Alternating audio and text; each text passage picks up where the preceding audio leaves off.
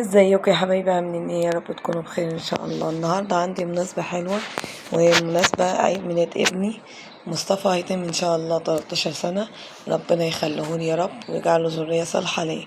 وقال لي يا ماما انا عايز عيد ميلاد. فقلت له هنعمل حاجة على قد الايد افرحه بيها وابسطه. وهي ايه؟ هنعمل جلاش ان شاء الله باذن الله، وبسبوسه وكيكه. طبعا الكيكه احنا عملناها قبل كده. هنعمل لفة جلاش وكنافة. الكنافة دي عندي ما بستغناش عنها، بحطها في الفريزر على طول وبطلعها وقت الاستخدام. هنعمل الشربات بتاعها. والشربات عبارة عن كوبايتين سكر، وكوباية مية أو كوباية ونص مية، ومعلقتين جلوكوز، وعصرة ليمون.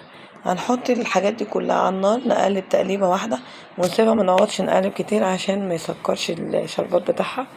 وبعد ما يغلي ويبتدي ان انت تحسي ان هو تقل، تطفي عليه عشان الجلاش بيعوز الشربات التقيل مش الشربات الخفيف. ما تحطيش شربات كتير عشان الشربات ما يعجنش الجلاش وتطلع الواحدة بوحدتها وتبقى مقرمشة وطعمها جميل. هنحط الشربات على النار نيجي بعد كده للجلاش. ما تنسوش يا جماعة تصلوا على النبي وتشتركوا في القناة وتعملوا اكسبلور ولايك للقناة عشان يوصلكوا كل جديد. ونكمل مع بعضنا يا حبايب قلبي. بعد ما عملنا زي ما حضراتكم شايفين، نقول تاني: كوبايتين سكر، كوباية ونص مية، ومعلقتين جلوكوز، وعصرة ليمونة، ونحطهم على النار. ده الشربات. بعد كده نبتدي نفرد ورقتين جلاش على الرخام او على اي حاجة عندك نضيفة، ونكون مسيحين زبدة او سمنة زي ما انت محبة. بندهن زي ما حضراتكم شايفين بالفرشة كده، دهنة خفيفة قوي، ما نتقلش في السمنة لان كده كده انت هتحطي على الوش سمنة. ونروح جايبين حبة كنافة ونحطها على حرف الجلاش زي ما يكون بنعمل محشي بالظبط. نحط على الحرف بتاعها زي ما حضراتكم شايفين كده.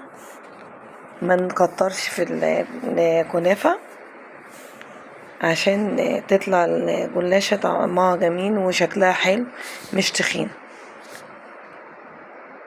وهنلف زي ما حضراتكم شايفين كده، نلف بالراحة عشان طبعا ورقة الجلاش ما تتقطعش منك. طبعا دي كانت مقطوعة من الاول، فايه هلف انا بالراحة واحدة واحدة، وهقطعها صوابع صغيرة وهرصها في الصينية. طبعا زي ما حضراتكم شايفين كده، ما تعملوش كميات كبيرة على قدكم. الصينية ديت جبتها هيت ودهنتها صينية وسط، دهنتها بزبدة، وهرص فيها الجلاش. وزي ما حضراتكم شايفين كده، ده الشكل بتاعها بعد ما رصيتها. هنحطها في الفرن، يكون فرن سخن قبليها بربع ساعة، من فوق ومن تحت، يتحمر الوش ويتحمر من تحت. ونجيب الشربات ونسقيه بيها، يكون الشربات بارد وهي تكون سخنة.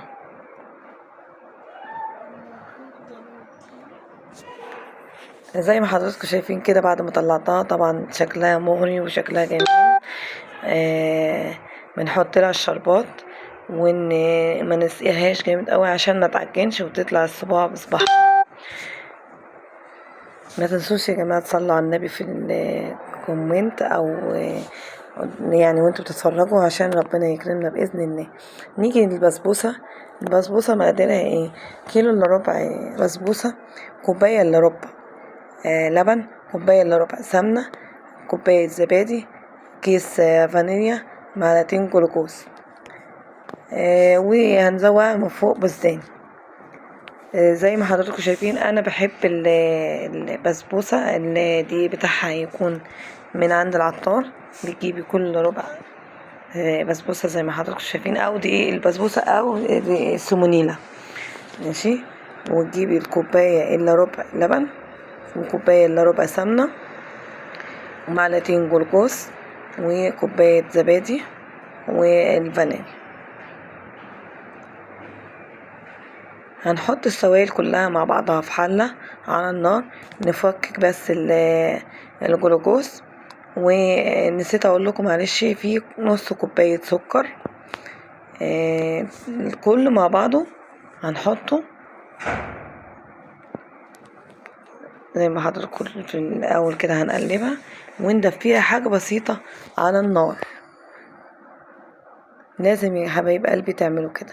ادي الكوباية الا ربع لبن، كوباية الا ربع سمنة او زبدة فلاحي، او زبدة زي ما انتي محبة اللي عندك او اللي انتي حباه اعملي. ونص كوباية السكر ومعلقتين الجلوكوز.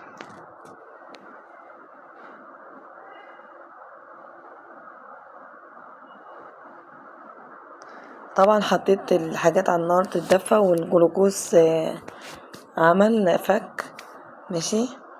وده بيبقى شكله طبعا.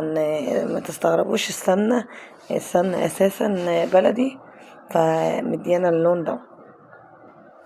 هنكون محضرين البسبوسة او دي البسبوسة في طبق ماشي، ونحط عليه المكونات دي ونقلبها تقليبة يا دوبك، تقليبة ما نقعدش نعجن فيها كتير عشان ما تنشفش مننا. زي ما حضراتكم شايفين كده، بنحط المكونات السايلة على الدقيق او البسبوسة او دي السمونينة، ومن ما نقلبهاش كتير. بسم الله والحمد لله والصلاة والسلام. بنجيب يا حبايب قلبي صينية مدورة من هي بتاعة البسبوسة، وندهنها زبدة ونحطها على جنب ماشي. نحط فيها البسبوسة بتاعتنا او عجينة البسبوسة اللي احنا عملناها. بس الاول هوريكم شكلها اهو زي ما حضراتكم شايفين، ده الشكل بتاعها. لا تقيلة اوي ولا خفيفة اوي. ما نقلبش فيها كتير، يا دوبك تقليبتين كده لغاية لما بس تتشرب ونحطها في الصينية بتاعتنا. التركية بقى اللي لازم تعملوها، الاول بتدهني لا اما سمنه لا اما طحينه براحتك اللي انت عايزاه. دي حاجه. تاني حاجه بتمسكيها بعد ما حطيتيها في الصينيه كده، بتضربيها كذا ضربه زي ما حضرتك شايفين كده على الرخامه، عشان لو فيها هواء تطلعه، بحيث ان احنا لما نسقيها الشربات الشربات يشربها على طول، ما يبقاش في حته ناشفه ما فيهاش شربات وحته طريه فيها شربات. اهم حاجة ما تنسوش تصلوا على النبي. وبعد كده بنحطها في الفرن يكون سخن مسبقا، وده نكون زوقناها بالسوداني ونحطها في الفرن تطلع بالمنظر ده. نطلعها نسقيها بالشربات، يكون الشربات سخن وهي سخنة زي ما حضراتكم شايفين كده. بسقيها، بقعد اسقيها كل ما تشرب اسقيها عشان تبقى طرية معاكي.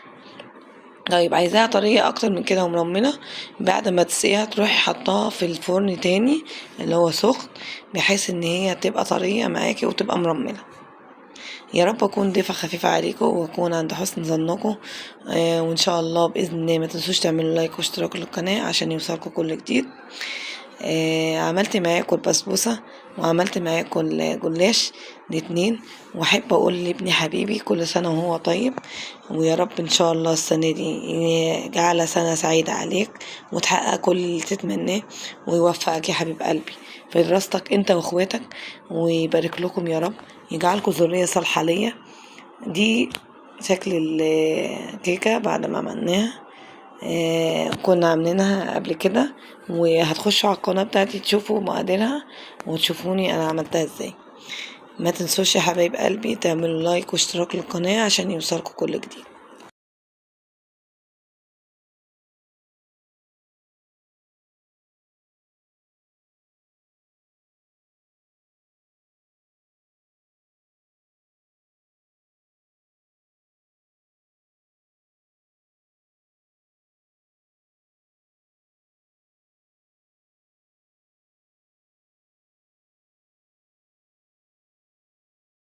ودي يا حبايبي الكيكة بعد ما عملتها.